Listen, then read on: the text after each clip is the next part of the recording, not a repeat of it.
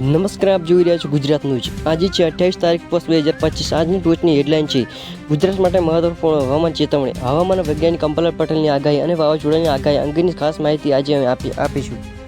પ્રખ્યાત હવામાન વિદ્વાન અંબાલાલ પટેલે 27 મેના રોજ આગાહી કરી હતી કે અરબી સમુદ્રમાં વિકસતું સાયક્લોનિક સિસ્ટમ હવે ભારે વાવાઝોડામાં પરિવર્તિત થવાનું નિશ્ચિત છે।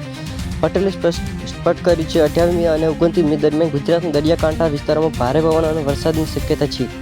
તેઓએ જણાવ્યું હતું કે ખાસ કરીને દ્વારકા, પોરબંદર, જૂનાગઢ, ગીર સોમનાથ અને કચ્છ જિલ્લાના લોકોએ ખૂબ જ સાવચેત રહેવાની જરૂર છે। આ વિસ્તારમાં પવનની ઝડપ 70 થી 90 કિમી પ્રતિ કલાક સુધી રહી શકે છે। ભારતીય હવામાન વિભાગ IMD તરફથી ઓરેન્જ એલર્ટ જાહેર કરવામાં આવ્યું છે। આગામી 48 કલાક માટે માછીમારોને દરિયામાં ન જવાની સલાહ આપવામાં આવી છે। તંત્રે તાત્કાલિક બચાવ અને રાહતની તૈયારી હાથ ધરી છે। અને કચ્છ વિસ્તારમાં ઘણા ગામોને એલર્ટ પર મૂકવામાં આવે છે। વાવાઝોડાના કારણે વીજળી જવાનો અને ઝાડ તરફોળ પડવાની ઘટના વધે તેવી સંભાવના છે। ગુજરાત સરકાર દ્વારા NDRFની 12 ટુકડીઓ તેને નૈતિક કરવામાં આવી છે। અંબાલાલ પટેલ અને હવામાન વિભાગને આપેલી સલાહ પ્રમાણે દરિયાકાંઠે રહેતા લોકોને ઘરના દરવાજા અને બારી મજબૂત બાંધવા રાખવા જોઈએ।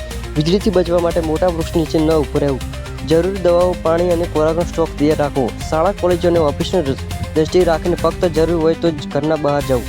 આ આજની સૌથી મહત્વપૂર્ણ માહિતી રહી। ગુજરાત પર સતત વાવાઝોડાની અસર અને અંબાલાલ પટેલની આગાહી।